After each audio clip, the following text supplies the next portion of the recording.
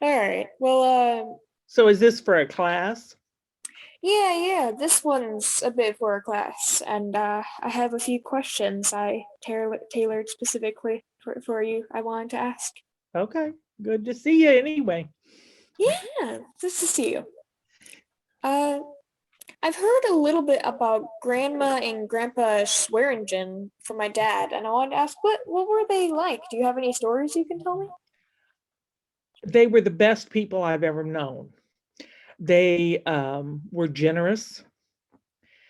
They, every paycheck, no matter what they made, every paycheck, 10% went to the church, 10% went to savings, and they lived on 80%. And that didn't matter whether they were picking cotton or they had their own business. Um, my grandfather was pretty much illiterate. He could read and he could sign his name, but it was difficult for him. He only went to about the 6th grade in school, and even that was pretty spotty. My grandmother did graduate high school, and grandma is the reason that anybody in our family has any ambition at all. Grandma said, if you're going to do something, be the best at it, no matter what it is, but be the best you can be.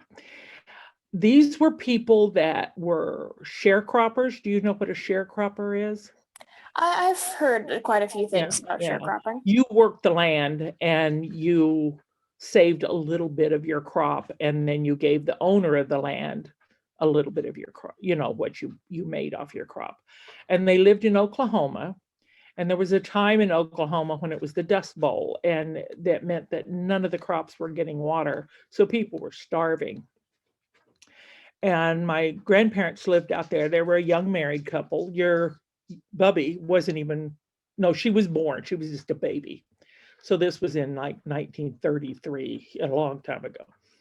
And her grandma's sister and her family were there, and her two brothers and her mother and dad lived there too. And they all got in two cars and drove out to California because somebody said you can work in California. There's jobs in California. And Oklahoma, you were just going to starve to death, is what you were going to do. I mean, there was no jobs, there was nothing to do. So they put grandma and grandpa, put a mattress on top of the car, basically, the old pictures of people coming from, if you look up the Dust Bowl in Oklahoma, or if you've ever read the book Grapes of Wrath, that's basically what they did. And the whole family got in two cars and they drove out to, started driving to California. Now, along the way, they had to stop and work because they ran out of money. So they'd stop every so often and do what they could. And grandma and grandpa were hard workers. They were the hardest working people I've ever seen. And grandpa was driving a truck or a tractor for this farmer that they were working for. And grandma was picking cotton, and grandma's brothers picked cotton and drove tractors. And my great grandmother lived with them and took care of the babies. And everybody else picked cotton. I mean, and there's nothing harder than picking cotton. And even if grandma was picking cotton, if it was available, they would put the babies in a wooden crate at the end of the aisle. Your Bubba used to talk about how they put the babies in just a wooden crate and sat them at the end of a row. And so one of the family members could always see the baby. And they'd pick that row and then go pick the next row, and a family member. And so they put the babies every so often down the row, and the babies sat there in that wooden box while they picked cotton, and they made like a dime a day. I mean, a dime an hour, that kind of thing, or a dime a bag, whatever they got paid. And the farmer came to my grandfather one day and said, "Do you know anybody else who can drive a tractor?" And he said, "My wife can." So you have to understand, my grandfather was built like your dad. He wasn't as heavy as your dad, but he's 6'4", big, tall, strong man. And my grandmother is 5'1", maybe. I mean, little bitty thing, and pretty wide. She was pretty wide. So she went out and she drove tractor, and they were doing pretty good then because all of the family worked, and you got more money if you drove a tractor than if you picked cotton. So that's how they made it across the United States. They did stop in Arizona for a while, and they worked on a ranch, and Grandpa was the foreman on this ranch. And then they went out to California and they worked there, and then they came back to Arizona. But the thing with Grandma and Grandpa is Grandpa was the most honest human being. You gave him a salary and you gave him a job, and you didn't have to worry about it after that. He was honest and very hardworking man. And if he said something was going to happen, it happened. You know how there's people that think in black and white, you know what I mean? It's like it's either right or it's wrong. Most of us kind of find an in between that maybe like a white lie or like that. Grandpa, it was right or it was wrong. If it was wrong, don't do it. That's all there was to it. If it's wrong, just don't do it. Do the right thing. you know? And he took care of his family. And it was important to both of them to provide a good life for their children. So their children didn't go hungry like they did when they were younger. And so like Grandpa used to smoke. But then the day that my mother was born, he quit because they had better things to spend money on than for him to have cigarettes. So he quit that day. And that's what, if you told Grandpa, this is what needs to happen, then it happened. That's it. These are people that didn't have any education, basically. And they were not business people necessarily. But because of them working so hard and having land to buy and they saved money. These people saved money when they were on Social Security. The rest of us, we whine and complain and have to use our own money to supplement the Social Security. But they worked and they saved the 10% for the church, 10% for savings, and they lived on 80% of their Social Security. And they had enough money that they left a substantial amount of money. And they had 4 kids. And they divided it up equally between the 4 of them, but they each got a chunk of change. I mean, it was more than, I don't really know what it was, but I know it was several $1,000s that they ended up. Yeah. It's very nice to hear about them. They seem like incredible people. Yeah. Thank you. I'm very grateful to them. Yeah. Well, are there any traditions you continue from past, them or anyone else that you still do today? Well, a lot of the time, I think my honesty comes from them.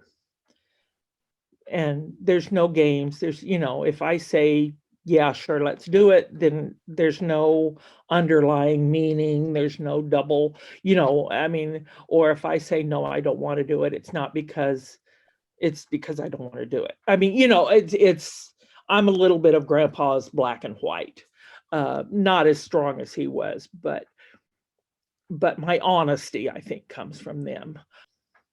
The generosity and the honesty comes from them. But physical traditions, it's just so different than when they were around. Go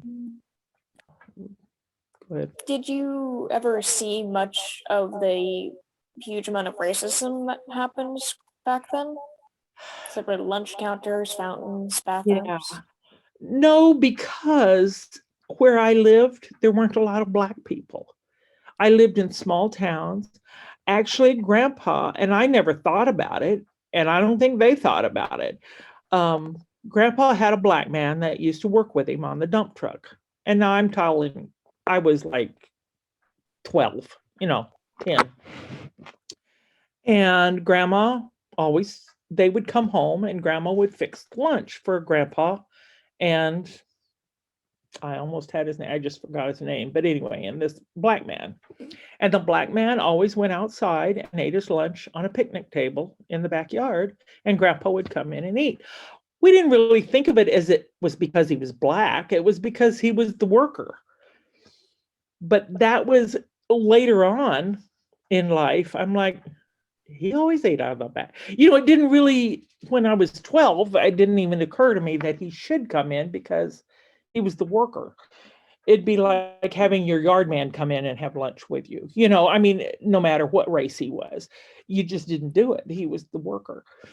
But it probably had to do with him being black more than anything, because Grandpa was very prejudiced. That was the one thing that you just couldn't get him to stop being prejudiced. It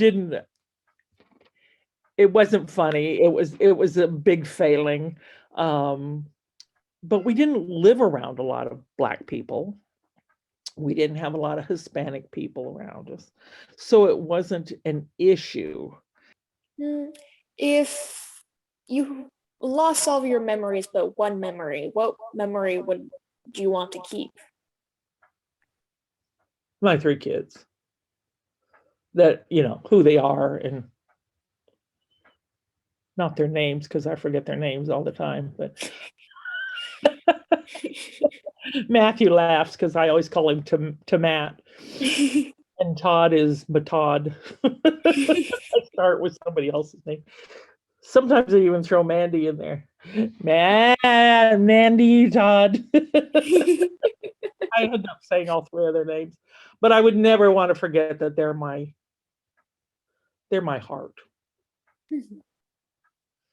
Other than that, I see. Well, do you have a message for my generation? Something you wish we could remember? Something you just want to say? oh goodness, don't take life so seriously. Everybody's serious about life, like the meaning of it and what's going to happen, and just go with it. Just roll with it. So, I appreciate that. yeah, that's longer answers than you planned on. I have good memories about my family, especially, and they are fabulous. If I have any good in me at all, it's because of them. Uh, does that answer? So that does indeed answer. Well, thank you for letting me do this interview with you. Sorry it took so long for us to get my act together. Mandy It's just all usually good. gives up and says, "Here," and just does it for me. She knows all We're the figuring it out. It took us a while. Thanks for being patient. Well, it's good to talk to you, babe. Yeah, thanks for talking with me.